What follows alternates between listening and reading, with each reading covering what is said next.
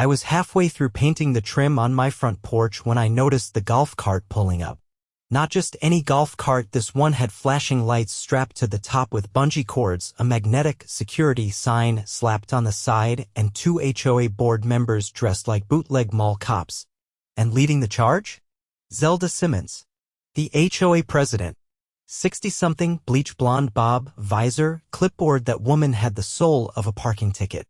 Zelda stepped off the cart like she was about to serve a warrant on a drug kingpin. Kenton Nash, she barked, jabbing a finger at me like I was a felon. You were in violation of Section 18, subsection 4 of the HOA Appearance Code, unauthorized exterior modifications without prior written approval. I set my brush down carefully and leaned over the railing. Zelda, I'm painting the same color it's been for 15 years. You think you're above the rules just because you own the corner lot, she snapped. No, I said. I think I'm above the rules because they're made up by people with too much time and not enough sense. Her eyes narrowed like she'd just been challenged to a duel. She turned to the 2 men flanking her, both wearing matching black polos with Neighborhood Enforcement Unit embroidered in crooked white thread. I recognized them. Carl and Dennis. Retired substitute teachers who now fancied themselves real lawmen because Zelda gave them badges from Party City. Arrest him, she said, dead serious. I laughed. Come again? Carl stepped forward, pulling out a pair of plastic zip ties. You're being detained for non-compliance with HOA mandates.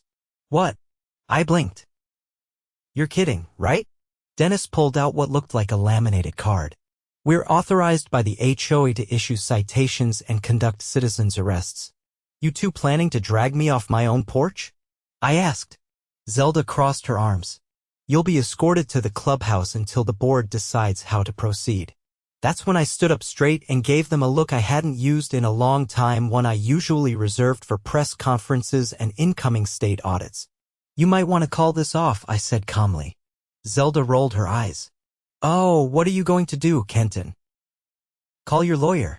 No, I said. I'm going to call the chief of police. Who works for me? She scoffed. I pulled out my phone, tapped a contact labeled Chief Mendez, and held it to my ear. Hey, it's Kenton. Yeah, I've got 2 idiots trying to perform a citizen's arrest on my own property. No, not criminals. HOA board members. I paused. Yeah, they're impersonating officers. Zelda's face turned white. You're bluffing, she stammered. I lowered the phone. Zelda, I bought this entire precinct its last patrol fleet. I fund their community programs. I've been on the police board for 6 years. I practically write the department's annual check. Carl and Dennis were already backing toward the cart. Too late, I said. 3 squad cars rolled up before Zelda could even fake a cough. Chief Mendez stepped out of the lead cruiser, sunglasses still on despite the overcast sky. He didn't say anything at first, just walked up the driveway, slow and deliberate. His boots made a heavy sound on the concrete, like punctuation marks in a courtroom. He stopped just short of Zelda, who now looked like she was trying to disappear into her visor. Chief, I said, nodding once. Nash, he replied. Everything all right here? Depends, I said, crossing my arms. Does impersonating law enforcement count as a felony in this county? Or did that change while I was repainting my porch? His brow twitched. That was all I needed. Zelda straightened up like she was preparing to deliver a speech at a garden club luncheon. Chief Mendez, this is just a misunderstanding. These men, my associates, were simply enforcing HOA guidelines. We have every right to issue citations under our charter. Mendez turned to Carl and Dennis, who were now standing like children caught sneaking out after curfew. Charter doesn't override state law, the chief said flatly. And unless you're certified peace officers, you aren't allowed to detain anyone. Period. Carl opened his mouth, then closed it. Dennis tried to hand Chief Mendez the laminated card, but it fluttered to the ground in the breeze. You 2 have any idea what kind of legal trouble you just stepped into? Mendez asked. We didn't mean anything by it, Dennis said, voice cracking. Zelda told us we had authority. She said we were deputized, Carl added. Mendez turned back to the president of the HOA. That true? Zelda hesitated just a beat too long. I may have used that word informally. You instructed them to perform a fake arrest, Mendez said. That's not informal. That's criminal facilitation. You stepped way over the line. Zelda licked her lips and tried a softer tone.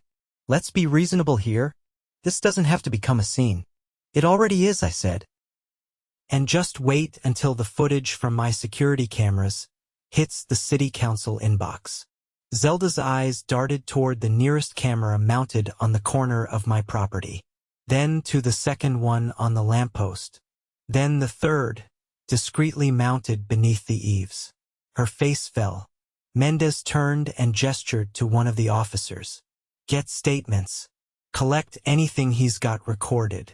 I want this documented. Another officer approached Zelda. Ma'am, I'm going to need you to come with us for questioning.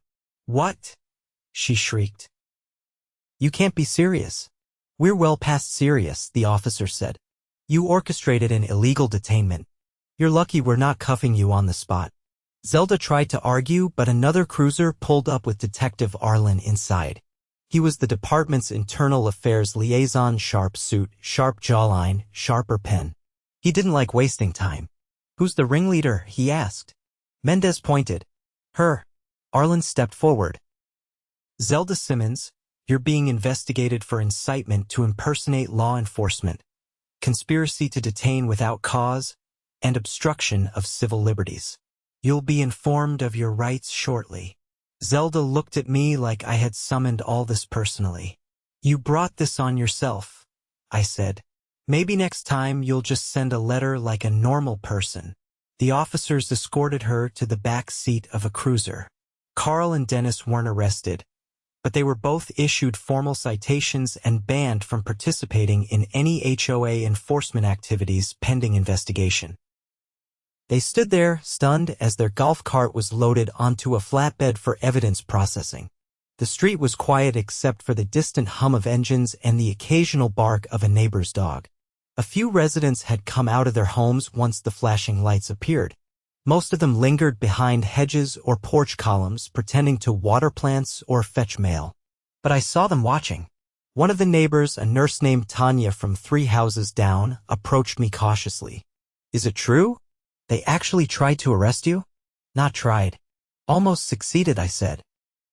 Would have been a lot messier if I didn't have the right contacts.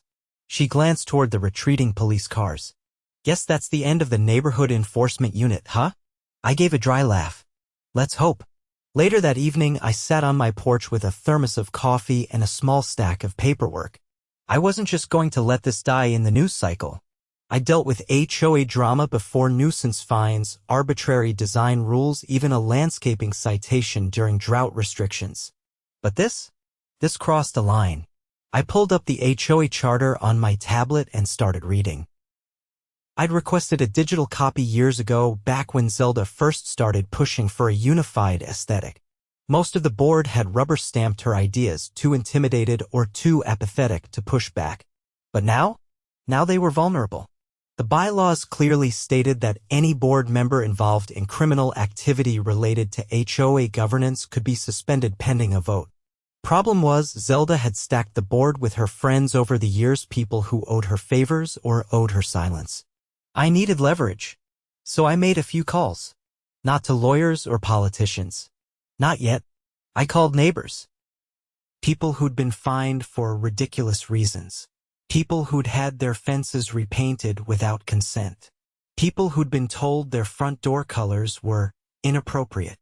I asked them to meet the next evening in my garage. By the time I shut the lights off and went inside, I had 17 confirmations. And that was just from the first hour. The next evening they came. Quietly, cautiously. They brought printouts, letters, photos. One man, retired Army, had kept a 3-ring binder of every correspondence he'd ever had with the HOA. Another brought audio recordings of a board meeting where Zelda had openly discussed targeting non-compliant households. We spent 2 hours compiling everything. At the end of it, I stood in front of them and said, We're going to file a formal petition to dissolve this HOA. And if that fails, we're going to take control of the board. A few people shifted nervously. But how? Tanya asked. She's had the board locked down for years. Not anymore, I said. She's under criminal investigation. And according to the bylaws, any board member under investigation can be temporarily removed by a 2/3 homeowner petition. We have the numbers. And we have the proof. Another neighbor, Jorge, a mechanic who'd been fined for having his toolbox visible through his garage window, stood up. Count me in. One by one, they all did. We signed the petition that night. I promised to deliver it to the interim board the following morning. As I left the garage, I caught a glimpse of Dennis driving past slowly in his old sedan. No badge. No vest. Just a man trying not to be seen. I didn't wave. Instead, I went back into my house, uploaded the footage from the day before to a secure drive, and began drafting an open letter to the neighborhood. It was time to tear down the empire Zelda had built, one broken rule at a time.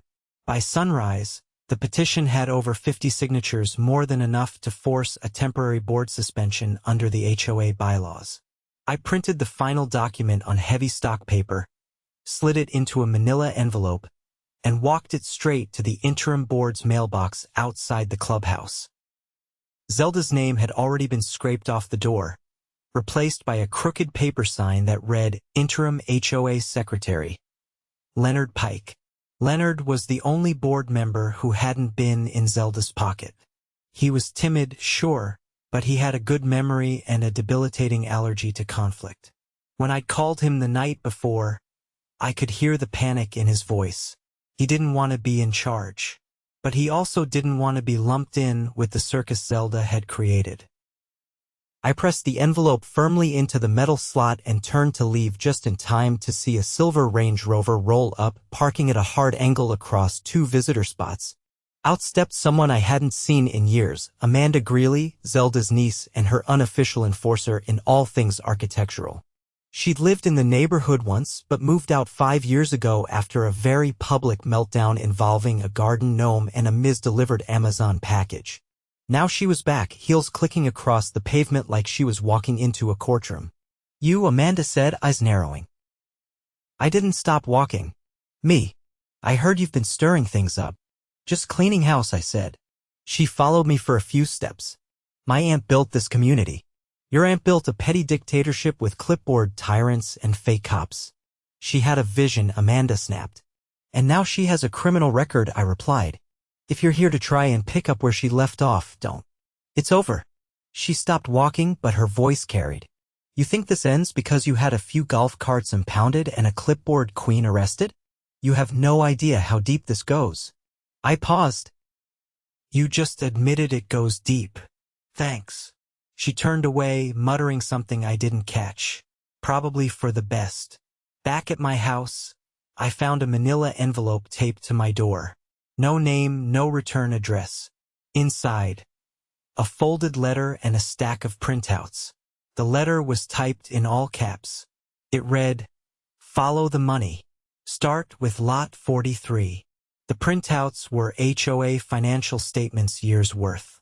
All signed by Zelda, most countersigned by 2 rotating board members. I scanned them, my eyes catching line items that didn't make sense. Land use consulting fee $4,000. Community beautification study $7,000. Security asset allocation $12,000.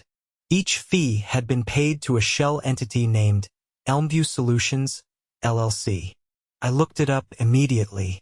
The company wasn't registered in the state, but a deeper dig through business license databases showed it had been incorporated in Delaware, a classic move for hiding ownership. I pulled up property maps. Lot 43 was a vacant patch of scrubland on the edge of the neighborhood, wedged between a drainage easement and the back fence of a power substation. No utilities, no driveway, just weeds and an old survey stake. I drove out there 10 minutes later. The lot looked abandoned, but the dirt showed recent tire tracks wide and shallow, like from a trailer. I walked the perimeter, scanning for cameras or signs, but found nothing until I noticed the padlocked shed tucked under a clump of overgrown crepe myrtles. It wasn't visible from the street, probably why no one had noticed it before. The lock was cheap. I didn't force it. I photographed it and left. I had enough already. Back at home, I called Mendez. "Chief," I said, "I've got something big. Financial fraud. Possibly embezzlement. I need a detective with fraud experience." He didn't hesitate. "I'll send Arlen. Keep everything exactly how you found it." Arlen arrived within the hour, this time in an unmarked car and plain clothes. I handed him the documents and showed him the location on a satellite map. He looked through the papers, then pulled out his phone to run a background search on Elmview Solutions. "Used a Delaware registration to obscure ownership," he said. "That's not amateur hour. Zelda's name is all over the authorizations," I said. "But she's not that clever. Someone else set this up."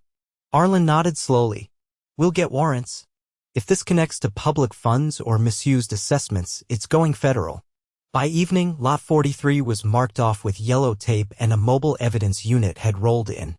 The shed was opened legally. Inside, they found 3 plastic bins packed with HOA documents, not copies, originals. Stamped invoices, handwritten notes, even a small safe filled with prepaid debit cards and what looked like burner phones. Arlen called me just after dusk. "This isn't just theft. It's laundering. They were cycling HOA funds through fake vendors and cashing them out clean." That night, I drafted a second letter, this time addressed to every homeowner in the community. I laid out what we'd found. Not in dramatic language, not with threats or accusations. Just facts. Evidence. And a warning: the same people who find you for leaving your trash bins out an extra hour were secretly siphoning money from your assessments to fund a slush operation. I attached copies of the key documents and mailed them to every address in the subdivision. By morning, my phone wouldn't stop ringing. Neighbors I barely knew showed up at my door with questions, stories, and in 2 cases, their own documentation of strange HOA transactions. One woman, a retired accountant, brought a spreadsheet she'd been compiling for months, comparing the HOA's publicly posted budget with county tax filings. They didn't match. We held a meeting that night in Jorge's oversized garage. Over 70 homeowners showed. Not one of Zelda's former allies dared to show their face.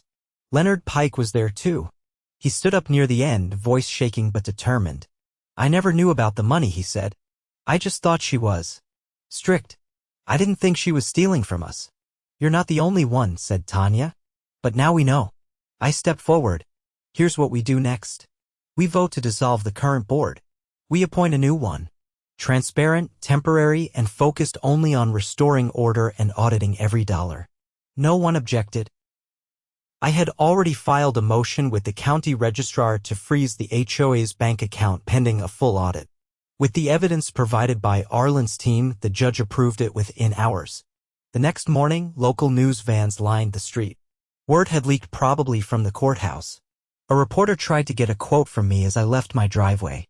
"Mr. Nash, is it true that you personally uncovered the HOA embezzlement ring?" I didn't stop walking. "I just painted a porch. They handled the rest." The story exploded.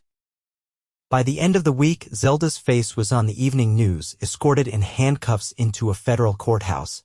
Charges included wire fraud, embezzlement, conspiracy to commit financial crimes, and filing false tax documents. Amanda Greeley was named as a co-conspirator and disappeared from the neighborhood the same day the indictment dropped. As for Dennis and Carl, they issued public apologies and quietly moved out within the month. Their golf cart was auctioned at a neighborhood fundraiser. Jorge bought it, repainted it bright yellow, and parked it in front of his house with a paper sign taped to the windshield. Retired. The new board was installed 2 weeks later. I declined a seat but agreed to serve as an unpaid compliance advisor and liaison to the city council, just long enough to make sure no one got any bright ideas. HOAs are supposed to preserve property values and maintain common areas, not run black ops schemes behind crepe myrtles and padlocked sheds. And from now on, in our neighborhood, they never would again. Exactly 4 weeks after the documents from the shed were entered into evidence, federal agents descended on a suburban office complex 20 minutes outside our neighborhood.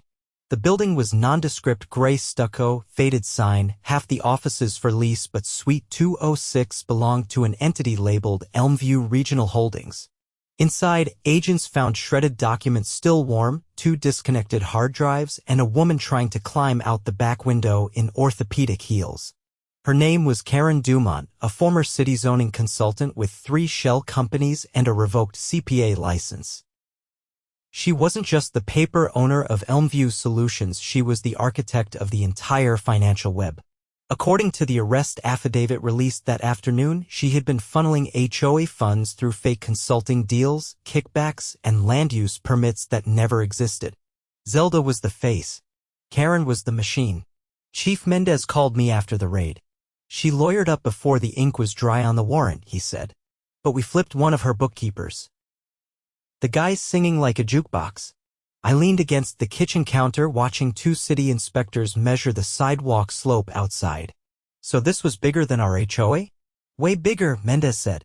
She had 5 other associations on the hook. Yours was the cash cow, highest dues, least oversight. She and Zelda were splitting withdrawals and burying them under beautification contracts. Unbelievable.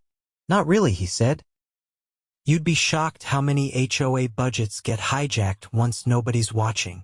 That night, we held a neighborhood gathering not in a garage. Not in secret, but out in the open. Right on the greenbelt Zelda once tried to fence off for board use only. Folding chairs, string lights, a table of baked goods that looked like a church potluck. No speeches, just people exhaling after 4 years of holding their breath. I was helping Jorge set up a borrowed projector when Tanya approached, carrying a brown envelope. She didn't speak until we moved away from the crowd. I found something, she said, handing it to me. Buried in my old emails. It's from 3 years ago. Zelda asked me to sign off on a maintenance report I never saw. Inside were 2 letters, one from a landscaping company requesting payment and another with a forged approval signature, Tanya's name but not her handwriting. Both were part of the same slush trail that funded Elmview's fake invoices. You realize this puts her deeper into forgery, I said. I figured, Tanya replied. I'm not letting her rewrite any more of this. The next morning, Tanya met with the district attorney's office. An official forgery complaint was added to the expanding case against Zelda and Karen. It was the final nail. 2 days later, Zelda accepted a plea deal. 5 felony counts, 10 years probation, 5 years of house arrest, and restitution of nearly $300,000 payable through the seizure of her assets, including her 2-story home with the custom fountain she once claimed was board-approved ambience. Amanda Greeley, her niece, was located in Arizona, living under her maiden name and running a business that sold decorative compliance signage to gated communities.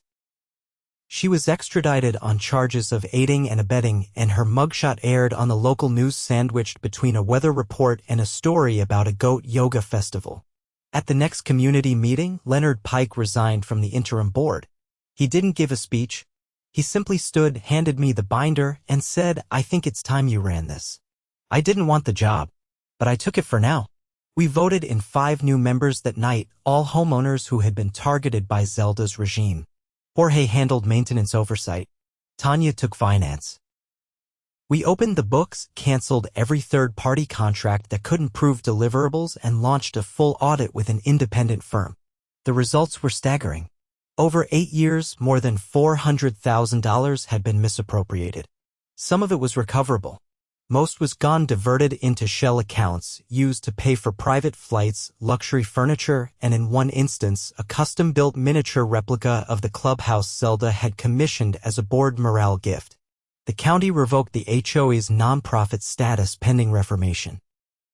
We refiled under a new name, with new bylaws that required public access to all board meetings, mandatory financial disclosures every quarter, and a rotating committee of homeowners who could override board decisions with a majority vote.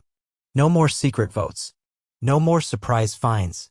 As the new board chair, I drafted a resolution banning the use of any private security forces, golf cart patrols, or neighborhood enforcement units unless contracted through the city with formal training and background checks. It passed unanimously. When Dennis and Carl mailed in letters offering to rejoin the HOA as volunteers, we sent back polite responses thanking them for their past contributions and declining their offers permanently. In the weeks that followed, the atmosphere shifted.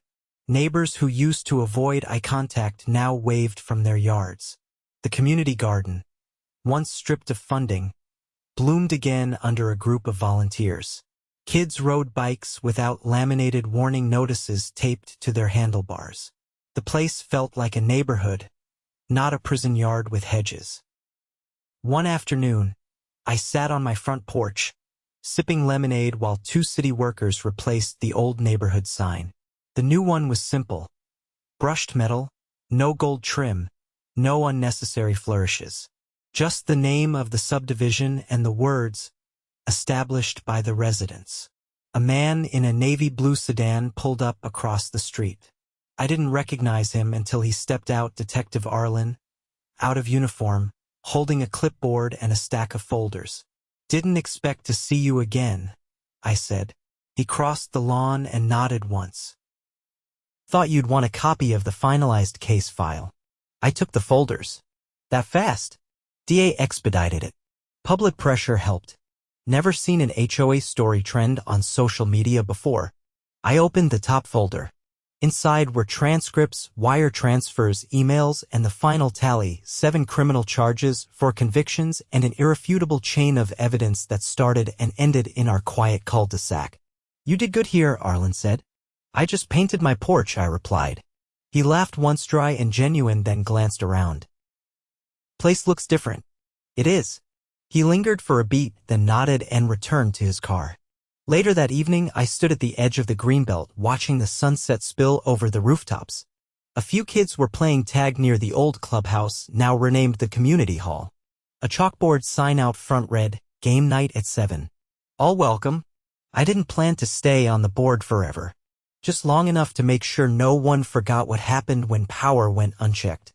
As I walked home, I passed Tanya, who was stringing up solar lights along her front fence. She looked up and gave a short wave. "We're doing a movie night next week," she said. "You in?" "Only if it's not that HOA horror documentary again." She laughed. "Nope. Something lighter this time." "Then count me in." As the lights flickered on behind us, the street felt calm. Not quiet, not suppressed. Just lived in. Honest. And for the first time in years, I didn't look over my shoulder when I stepped onto my porch. No more fake cops. No more fake rules. Just neighbors. And a future we'd built ourselves.